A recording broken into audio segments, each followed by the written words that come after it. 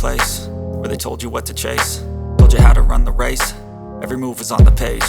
Orang yang menggenggam Islam pada hari itu seperti orang yang menggenggam batu bara yang menyala. Apa yang terasa? Makin dipegang makin terasa hangus, baranya makin nyala. Dilepas, maka dia lepas dari Islamnya.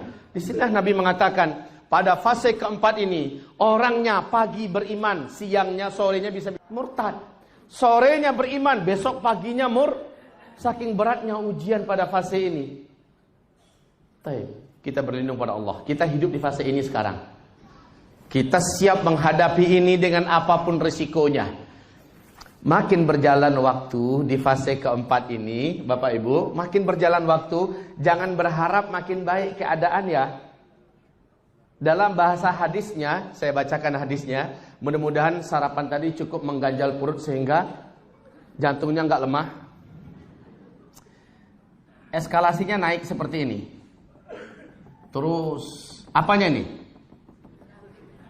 Fitnah. Fitnah pada fase keempat. Naik.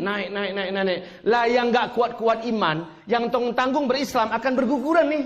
Akan berjatuhan, bertumbangan. Jangan berharap makin kesininya makin ada keadaan makin adem, makin ayem, makin kalem. Nggak ada. Yang ada adalah makin kisruh, makin chaos, makin kacau, makin ribut. Khusus umat Islam makin diuji. Musuh-musuh Islam dari luar, dari dalam, dari depan, dari belakang, dari kanan, dari kiri, dari atas, dari bawah akan serentak ngeroyok kita. Timur, barat, semuanya sama.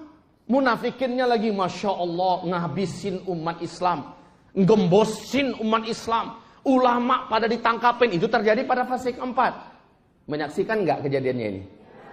Menyaksikan. Mari saya bacakan hadisnya. Hadis itu ada di kitab Zikir Akhir Zaman ini. Apa kata Rasulullah sallallahu alaihi wasallam?